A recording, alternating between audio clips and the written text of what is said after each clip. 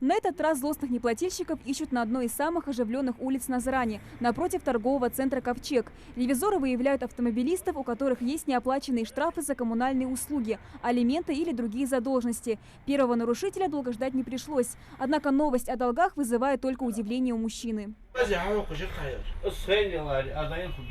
Я не знаю. Судебные приставы выявляют неплательщиков посредством специального программного комплекса. Радар на улице фиксирует номера проезжих автомобилей. Затем эти данные сверяются с базой судебных приставов.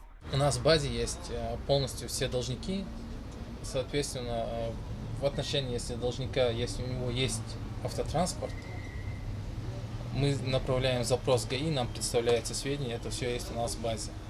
И эта база полностью онлайн функционируется. И вот если автотранспорт приезжает, вот, к примеру, показана тут машина, числящаяся за должником в базе у нас, и он его автоматом выявляет нам на монитор.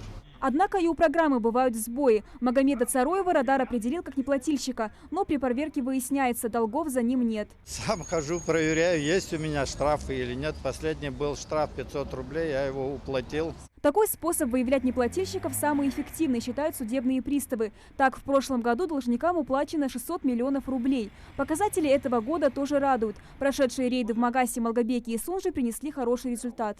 В рамках одной из проведенных акций мы наложили арест на 3 автотранспортных средства. Выявили более 50 должников в рамках иных исполнительных производств. Также более где-то 25 должников на месте оплатили свою задолженность. У должников есть право выбора – погасить долг сейчас или в течение недели. Однако, если сумма превышает 3000 рублей, судебные приставы вынуждены конфисковать личное имущество должника. В зависимости от размера штрафа конфискации подлежит обычно смартфон, а может дом или машина. Чтобы избежать подобных инцидентов, нужно вовремя оплачивать свои долги, напоминают сотрудники налоговой службы. Необходимо своевременно оплачивать эти платежи, потому что на самом деле все эти налоги поступают в местный бюджет.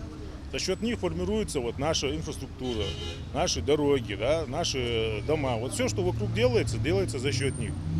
Поэтому мы, с одной стороны, хотим поднять сознание граждан, да, не только проводим взыскание, проводим разъяснительную работу, объясняем принципы работы.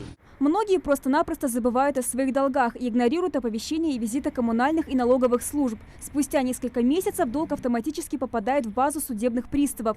В итоге на нарушителя накладывается ряд ограничений, в том числе выезд за границу. Так, в прошлом году свыше 1500 половников не смогли вылететь из страны. Именно по этой причине. Поэтому приставы напоминают, вовремя проверяйте свои задолженности. Это можно сделать в интернете, на сайте управления судебных приставов, а также в специальном приложении для смартфонов.